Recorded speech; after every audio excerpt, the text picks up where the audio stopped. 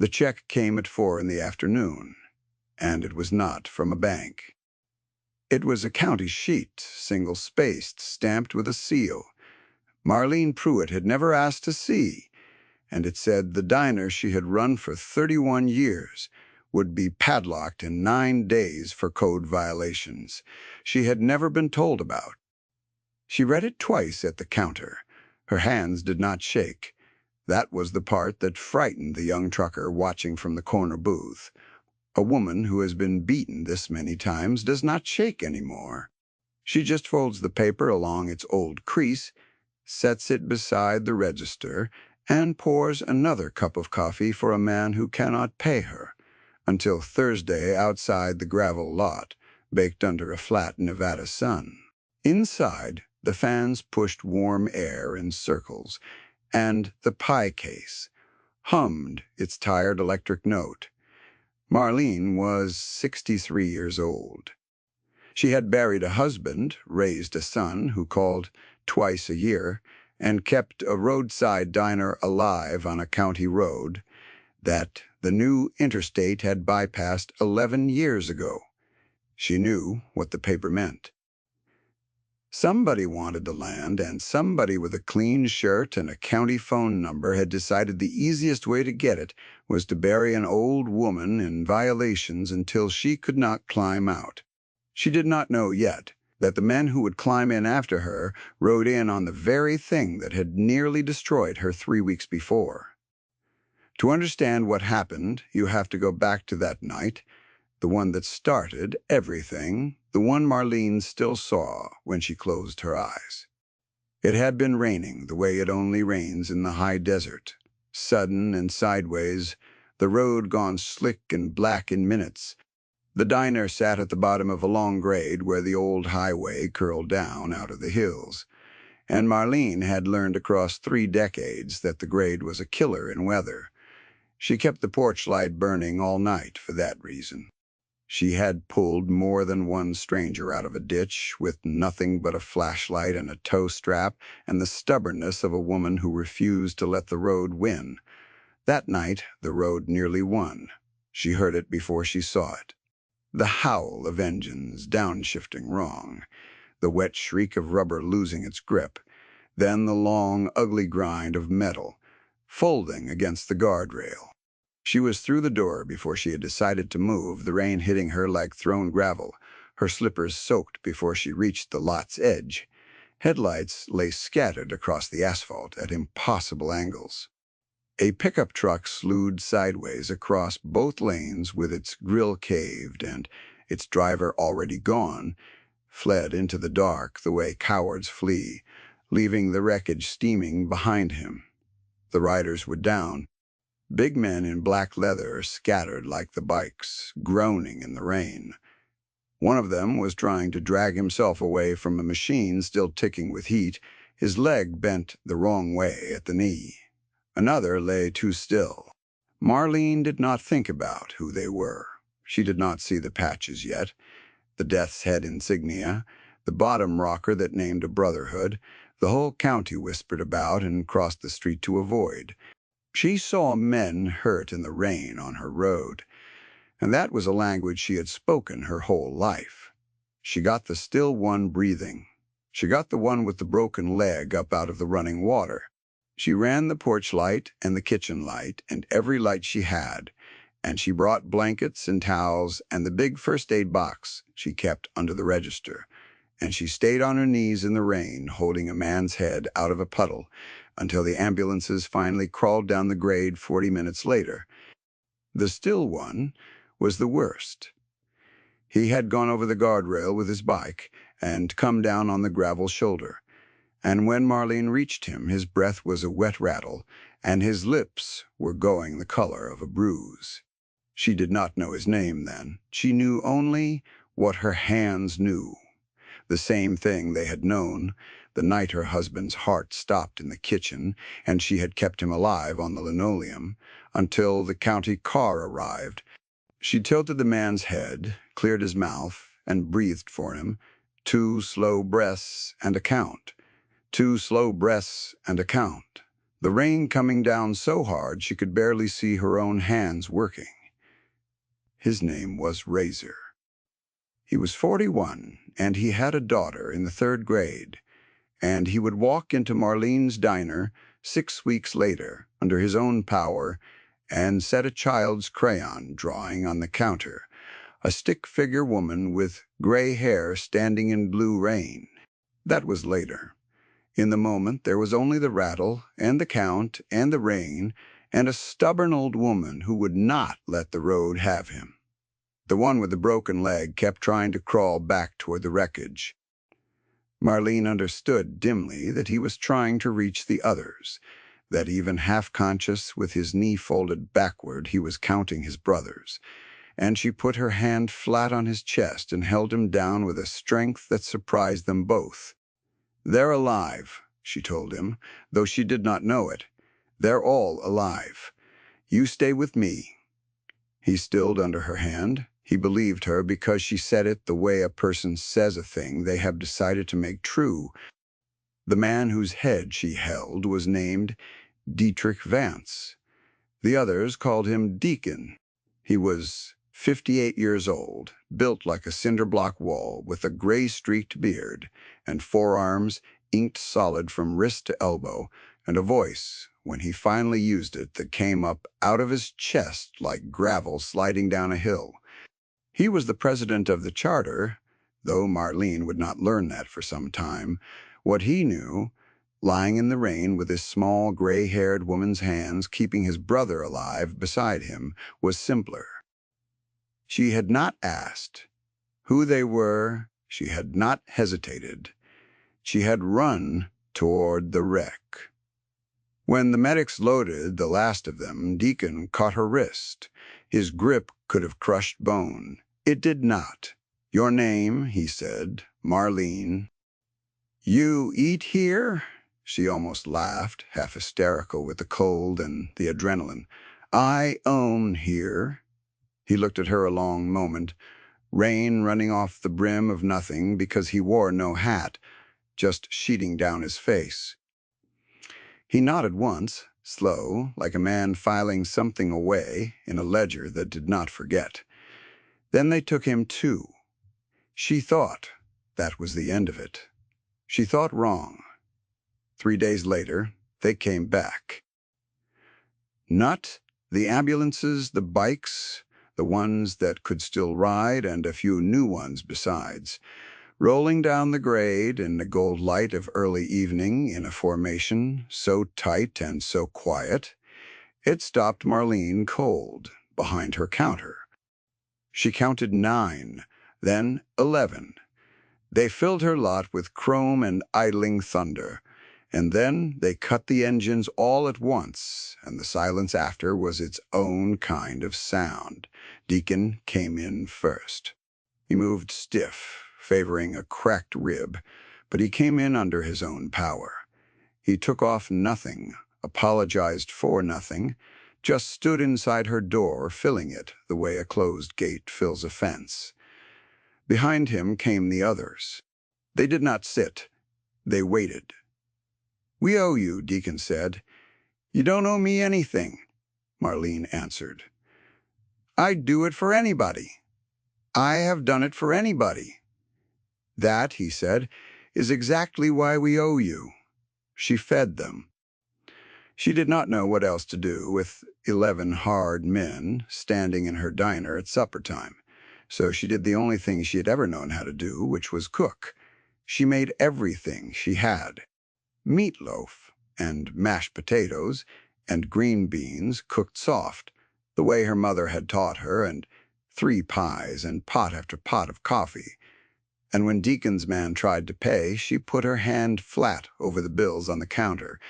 She worked the grill the way she had worked it for 3 decades, fast and without waste, calling no orders because there were no orders. Just plate after plate carried out 2 at a time and set down in front of men who watched her do it with an expression she could not read.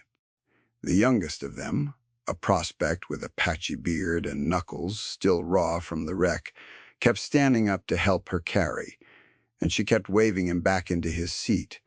Sit, she told him. You've had a week. Let an old woman feed you. He sat. He looked at the older men like he had broken a rule, and one of them, the lean, scarred one called Wren, gave him the smallest shake of the head, which meant let her. She refilled coffee before cups ran dry. She cut the pie in slices wider than she charged for. She moved among them, the way she moved among truckers and ranch hands and lost families on the wrong road, which was to say, she made no distinction at all, and that more than the food was the thing that landed. After what you've been through, she said. No, not tonight. Tonight you eat free. There was a silence then that swept through the room, immediate and complete. These were men the world fed grudgingly or not at all. Men who paid for everything because nothing was ever given to them, and an old woman had just covered their money with her hand and told them no. The enforcer at the end of the counter, a lean, watchful man called Wren, with a single scar splitting his upper lip and eyes that missed nothing, looked at Deacon. Deacon looked at Marlene. Something passed between the brothers that had no words in it. They ate. They ate like men who had not been shown a kindness in a long time, and when they left, Deacon stopped at the door and turned back. You ever need anything, he said. Anything. You light that porch lamp twice, we'll know. She thought it was a kindness. A nice thing, hard men say. She did not understand. It was a contract, sealed and absolute, more binding than anything the county could ever stamp. Then came the paper. Then came the 9 days. The trouble had a name, and the name wore a tailored gray suit and drove a German sedan that did not belong on a county road. His name was Preston Halloway, and he was the kind of man who had learned young that the law was not a wall but a tool, a thing you picked up and used on people who did not own one of their own. He was 44, smooth-shaven, soft-handed, with a smile he could turn on and off like a tap. He held a seat on the County Planning Commission and a stake in a development trust that had been quietly buying every parcel along the old highway grade for 2 years, every parcel but one. Marlene's diner sat on the only corner that mattered, the corner where the new frontage road would have to meet the old highway if the trust's resort development was ever going to break ground. He had offered to buy. Twice. Marlene had said no twice, politely the first time, and less politely the second, because the diner was not a building to her. It was 31 years and a dead husband's handprint in the foundation concrete. So Preston had stopped asking and started building a file. Phantom inspections. A grease trap suddenly out of code by a regulation that had not existed last year. A handicap ramp deemed non-compliant by a 1/4 inch. A fire suppression citation for a system that had passed every inspection for a decade. He had a man inside the county office, a permits clerk named Dodds, who owed him, and between them they had assembled a stack of violations tall enough to bury her. 9 days to comply, which meant 9 days to spend money she did not have on fixes that were not real, or lose the diner to the county and watch the trust buy it at auction for pennies. He was very good at this. He had done it before to a feed store and a motel and a family that had farmed the same quarter section for 4 generations, and every time the people had simply folded, because what else could they do? And every time Preston had walked away with the land and a clean conscience because in his mind he had never broken a single law, he had only used them. He had never once in all his careful years made the mistake of doing it to someone the Hell's Angels owed. Marlene did not call them. That was the thing Wren would later say he respected most. She did not run to the man who had told her to light the lamp. She read the paper and folded it, and went out the next morning, and started trying to fix what could not be fixed, calling contractors who quoted her numbers that made her sit down, calling the county to ask for an extension, and being put on hold until the line went dead. She was a proud woman, and pride told her the bikers' debt was paid the night she fed them, and that she had no right to spend it. The contractors were the first wall. The grease trap alone, the men said, would run her $4,000 to bring up to the new code, and the fire suppression rework another $9, and the ramp had to come out and be repoured at the right slope, and he was sorry, he truly was, but he could not start any of it inside 9 days. Nobody could, and even if he could, the county would only find something else. He had seen it before. He did not say where. He did not have to. The second contractor did not call back at all. The third quoted her a number so large she laughed out loud, alone in her kitchen, the kind of laugh that has crying folded up inside it. The county was the second wall, and it was worse, because the county wore a polite voice. She called the permits office and asked for the inspector who had signed the violations and was told he was in the field. She called again and was told to put it in writing. She put it in writing. She drove the 40 minutes into town and stood at a counter, not unlike her own, and watched a young clerk named Dodds avoid her eyes, while he told her the deadline was firm and the regulations were the regulations, and there was a process for appeal that took 90 days, which was 81 days longer than she had. She watched his hands while he said it.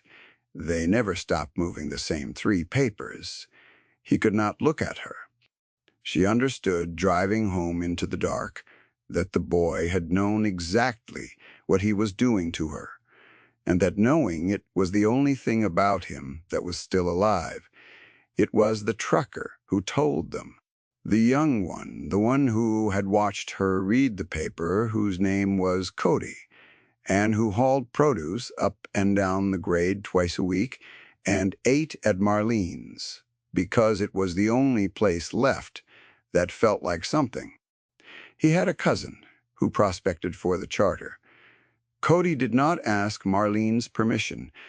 He just made a phone call because he had seen her on her knees in the rain 3 weeks before pulling those same men out of a wreck, and he could not stomach watching the county do to her what the road had failed to do.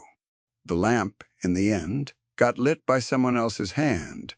It got lit all the same. They came on the 7th day. 2 of them, not 11. Because Deacon understood that 11 men in leather rolling into a diner at noon would frighten her customers and feed Preston exactly the story he wanted. Just Deacon and Wren in a pickup, in plain flannel over their cuts, 2 gray-bearded men who could have been ranchers if you did not look too long at their eyes. They sat at the counter, and Marlene's face went tight when she saw them, because she knew Cody must have talked, and she did not want them spending themselves on her. "It's handled," she lied. "It's just paperwork. I'll sort it." Deacon set the county sheet on the counter between them. He had a copy. He had several copies. The charter's tactician, a quiet young woman named Sparrow who could find anything that had ever touched a server, had pulled the whole file before Deacon ever got in the truck. "Marlene," Deacon said, and his voice was gentle in a way that did not match the rest of him. "Sit down a minute." She sat. "You pulled Razor out of 2 feet of water with his skull split open," Deacon said. "You held my head up for 40 minutes. You fed 11 of us and covered our money with your hand. You think that buys a meal. It doesn't. It buys everything. There's no clock on it. There's no balance that runs out. You understand me? You are ours now." "That's not a thank you. That's a fact." Wren slid a second sheet across the counter beside the county's. It was Sparrow's work. It showed the Development Trust, the shell that owned it, the planning commission votes Preston had abstained from to hide his interest, and the dates the inconvenient dates where every phantom inspection on Marlene's diner had been ordered the very week the trust had failed to acquire the last parcel it needed. "He's not taking your diner," Wren said. It was the most words anyone had heard him string together in a month. "He's taking the road. You're just in the way of it." Marlene looked at the two sheets side by side. The counties and sparrows, the lie and the truth, laid out like a hand of cards. And for the first time since the paper had come, something in her chest that had gone flat and gray began, very slowly, to burn. She thought about her husband's hands in the foundation concrete, the print of them still there, under the back step where he had knelt to smooth it the summer they opened. She thought about 31 years of 4 in the morning starts and porch lights left burning, and strangers pulled out of the dark. She thought about a clean man in a clean shirt who had decided from behind a county seat she had never voted to give him that all of it was worth less than a frontage road. The burn climbed up through her, slow and steady, and it was not rage exactly. It was closer to the thing she had felt the night she breathed. For Razor, on the gravel shoulder, the refusal. The flat, stubborn refusal to let the thing take what it had come to take. "He's done this before," she said. It was not a question. "4 times we know about," Deacon said. "Probably more." And nobody stopped him. Nobody. "He did it to had what you have." Deacon stood. The cracked rib pulled at him, and he let it show, just slightly. A courtesy, a way of staying level with her. "You don't fix his violations. You don't spend $1. You go about your day. You keep that porch light burning. We'll handle the rest." "I don't want anybody hurt," Marlene said quickly. "I mean it. I won't have blood on this place. My husband built it clean. It stays clean." Wren almost smiled. The scar pulled at his lip. "Ma'am," he said, "we're not going to lay a finger on him. We're going to do something a lot worse than that. What they did was patient, and it was legal, and it was devastating, and it took exactly 2 days. Preston's whole machine ran on one thing, the same thing every machine like his runs on, which was the absolute confidence that no one would ever look. He had built his violations in the dark because no one ever shines a light into a county permits office. He had hidden his interest in the trust behind a shell because no one ever reads the abstention records of a planning commission. He had assumed, the way his kind always assumes, that the people he crushed were too small and too tired and too alone to do anything but break. Sparrow shone the light. She did not hack anything. Everything Preston had done lived in public records, scattered across a dozen county and state databases that no one had ever bothered to lay side by side. The trust's filings, the commission minutes, the inspection orders, with their date stamps, a chain of corporate ownership running from the shell to a holding company, to Preston's own name, buried 4 layers deep, but never quite erased, because men like Preston always believe the burial is enough. She laid it all side by side, dated and sourced and impossible to argue with, and then she did the one thing Preston had never planned for. She made it easy to read, a clean, plain document, no accusations, just the dates and the dollars and the public record, arranged so that a child could follow the line from the failed land purchase to the phantom inspection to the 9-day padlock notice. The kind of document a newspaper could print without a lawyer flinching. The kind a state ethics board could open a file on the same afternoon it landed. And then the charter did the thing that no shell company and no permits clerk and no planning commission seat could defend against. They made themselves visible on the 9th day, the day the padlock was supposed to go on Marlene's door. Preston drove down the grade in his German sedan to watch it happen. He liked to watch. It was the only part he ever did in person. He parked across the road where he could see the county truck arrive, and he waited with the engine running and the air conditioning on, a clean man in a clean shirt ready to add one more clean acquisition to the list. The county truck never came. What came instead, rolling down out of the hills in the long gold light of late afternoon, was 30 motorcycles in tight formation, chrome-throwing fire, the sound of them arriving a full minute before they crested the grade, a low rolling thunder that Preston felt in the soles of his polished shoes before he understood what it was. They did not race. They did not threaten. They came down the grade, slow and disciplined and absolute, and they filled Marlene's lot the way water fills a low place, and then they cut their engines all at once, 30 machines going silent in the same breath. And the quiet that dropped over that stretch of county road was the loudest thing Preston had ever heard. The formation came two abreast and held its spacing the whole way down, riders he had never seen and would never know, men from 3 charters who had ridden in through the night because the word had gone out along the road that one of their own debts was being called against an old woman who had pulled the brothers out of the rain.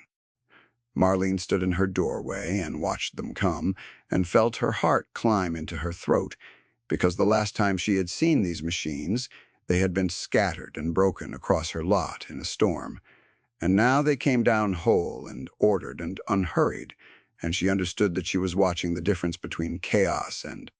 The chrome caught the low sun and threw it back in long bars across the asphalt. The death's head patches rode past her one after another after another. She did not count them this time. There was no counting it. He should have driven away. Later, in the long nights afterward, he would understand that this was the moment, the only moment, and that a smarter man would have put the car in gear and never come back. Preston, though, had spent his whole life believing that men like these were beneath him, that leather and chrome were costume, that real power wore a suit and held a county seat. So he did the thing that ended him. He got out of the car. He walked across the road, and he tried to use the only tool he had ever owned. "This is private intimidation," he announced to the lot full of silent men. "I'm a county commissioner. I will have every one of you arrested." Deacon walked out of the diner. He came down the 2 porch steps slow, the cracked rib forgotten. Now, and he crossed the gravel until he stood close enough that Preston had to tip his head back to hold the man's eyes. Deacon did not raise his voice. He never once raised his voice. That was the thing that broke Preston in the end, the awful evenness of it. "You're not going to arrest anybody," Deacon said. "You're going to listen." He nodded, and Wren brought out the document. Sparrow's clean, plain document, and a thick envelope behind it. Deacon did not read it aloud. He simply held it where Preston could see the top sheet, the dates, the dollars, the line a child could follow. "This went to the State Ethics Board this morning," Deacon said. "It went to the Attorney General's Public Corruption Desk. It went to 3 newspapers and a television station in the city. It went to every other person on your planning commission, and to the families of the feed store and the motel, and the people who farmed that quarter section for 4 generations before you papered them off it. They didn't have what this lady has. They have it now. They have each other, and they have this. And they have lawyers who called us back inside the hour because a case like this makes a career." Preston's mouth opened. Nothing came out. "Your permits clerk," Deacon went on. "A fellow named Dodds. He's already talking. Turns out a man with a county pension and a family is not real eager to go to prison for you. He gave a statement this morning. It's in there, too." The color was leaving Preston's face the way water leaves sand. He looked at the 30 silent men. He looked at the document. He looked, for one wild second, back at his car, at the clean, cool world of glass and air conditioning where men like him were always safe, and he understood that the road back to it had closed behind him without his noticing. "What do you want?" he said, and his voice cracked on the want. "From you?" Deacon said. "Nothing. That's the part you can't understand, isn't it? There's nothing you have that we want. We're not extorting you. We're not threatening you. Every word of this is already in the hands of people whose whole job is to take men like you apart, and there is not one thing you can do to call it back. You came down here to watch them padlock an old woman's door.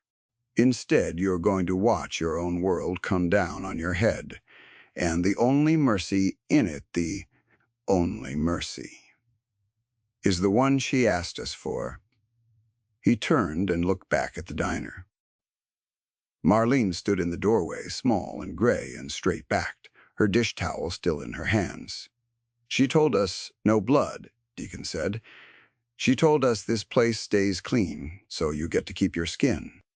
You get to walk to that car and drive away and face what's coming in a courtroom with your name on the docket like any other man. That's her gift to you. Not ours. Hers. You'd do well to think about the size of it." Preston Holloway stood in a gravel lot in the gold evening light, a clean man in a clean shirt, and he began, finally, to understand that the suit had never been armor. It had only ever been cloth. The county seat had never been a wall. It had only been a chair, and the chair was being pulled out from under him by people he had spent his whole life believing were too small to matter. He did not say anything else. There was nothing left to say. He walked back to his car on legs that did not want to hold him, and the 30 men watched him go without a word, and he drove up the grade into the last of the blinding sun with his world collapsing in every mirror. The State Ethics Board opened its file the next morning exactly as Deacon had promised. The Attorney General's office, hungry for a public corruption case it could win, took Dodds' statement and built on it. The newspapers ran Sparrow's document almost word for word, because there was nothing to add and nothing to soften. The Development Trust dissolved within a month, its partners scattering, its land deals frozen under subpoena. Preston resigned his commission seat before they could take it, which fooled no one, and the families he had crushed, the feed store and the motel and the 4-generation farmers, found each other through the same document and the same lawyers and began one by one to claw back what had been papered away from them. That is the cold part of the story, the part that happened in offices and courtrooms far from the grade. The warm part happened at the diner. The county padlock notice was withdrawn. So fast, the letter rescinding it arrived before the original deadline had even passed. The phantom violations vanished. And then something began to happen on the old highway grade that Marlene had not seen in 11 years, since the day the interstate opened and the traffic died and she had started the slow business of going broke with dignity. The lot filled up bikes first. The charter came every week, then twice a week, and they did not eat free, no matter how she protested. They paid, and they tipped like men settling a debt that could never be settled. And they told other charters and riders Marlene had never met, began rolling down the grade from 3 states away, because word had gone out along the long grapevine of the road that there was a woman at the bottom of a certain Nevada grade who had pulled the brothers out of the rain and fed them with her own hands, and that her diner was a place where you were welcome and safe and home. The death's head patches became a fixture in her lot. The chrome caught the morning light. And the strange thing, the thing the county had never counted on, was that where the bikes went, everyone else followed. Because a lot full of motorcycles means a place worth stopping, and the travelers and the truckers and the families came too, until Marlene had to hire 2 girls from the county high school just to keep up. The 2 girls were sisters, 16 and 17, whose mother worked nights at the hospital 40 minutes up the grade. And Marlene taught them the way her mother had taught her, which was to cook like the next person through the door was somebody you owed. She taught them to cut the pie wide. She taught them to keep the coffee ahead of the cups. She taught them that a man in leather and a man in a suit got the same plate and the same welcome, and that the only people who ever got turned away from her counter were the ones who came to take something. The sisters learned fast. By the end of the summer, the younger one could work the grill alone on a slow morning, and Marlene would stand back by the pie case and watch her and feel something settle that had been loose in her chest for 11 years. Sparrow built her a website quietly, the way she did everything. A simple page with the diner's hours and a single photograph of the porch light burning at dusk. Within a month it had been shared 10,000 times with a story attached that Marlene had never told anyone, the story of the rain and the wreck and the old woman who ran toward it. People drove 200 miles for a slice of pie and a chance to shake her hand. The pie case that had hummed half empty for a decade could not be kept full. Marlene did not understand the website at first. Sparrow had shown up one slow Tuesday. A slight young woman with quick eyes and a laptop ordered coffee and asked permission before she did a single thing, which no one from the county had ever once done. "I won't put your face on it," Sparrow said. "I won't put your last name, just the road and the light and what you did.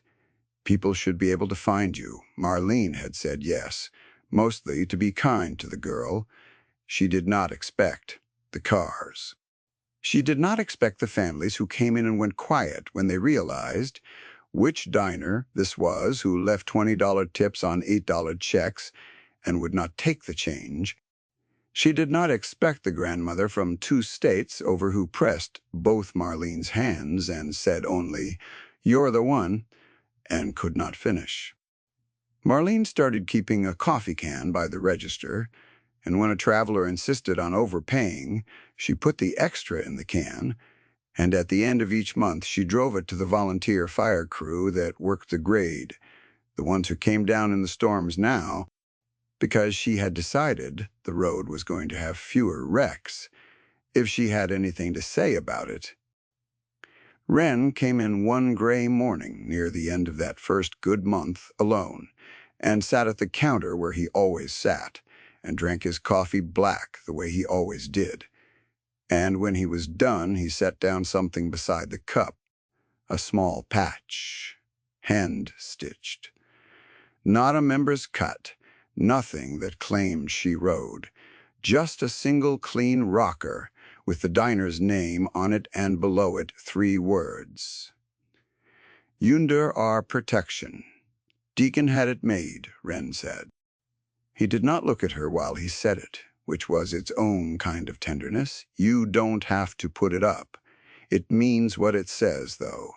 Anybody comes down that grade looking to do to you what that man tried, they come through us first. Forever. That's not a thank you, like he told you. That's just true."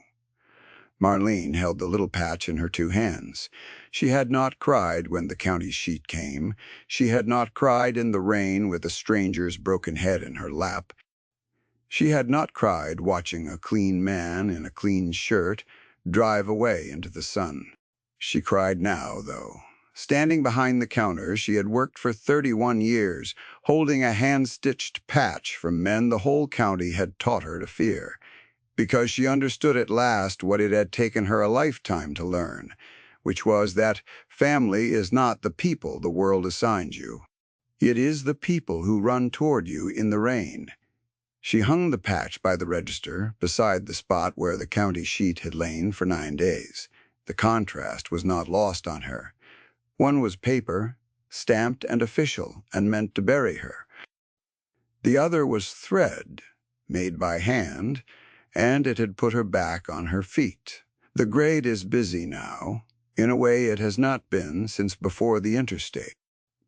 If you drive that old Nevada road at dusk, you will see the lot full of bikes and trucks and family sedans, and the pie case full and the two high school girls hustling plates, and an old woman moving among the tables who knows every regular by name.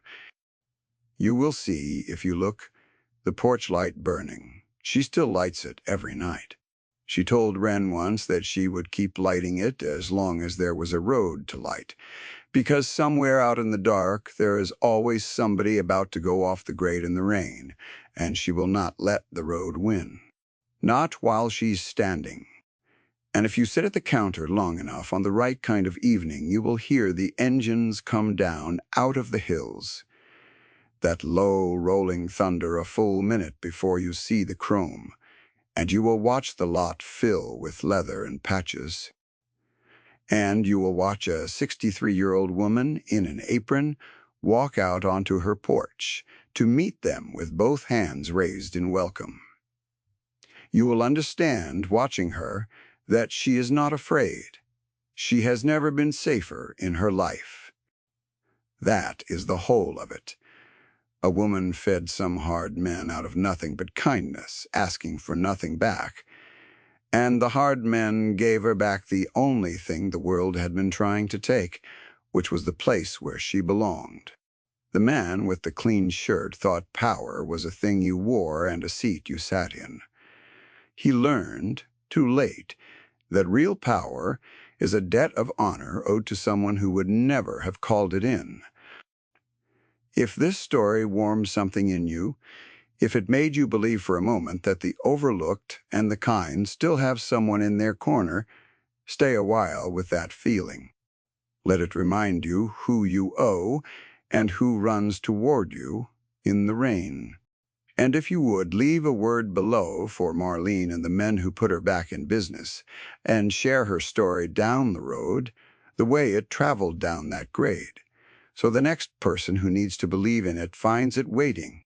Thank you for riding this one out to the end.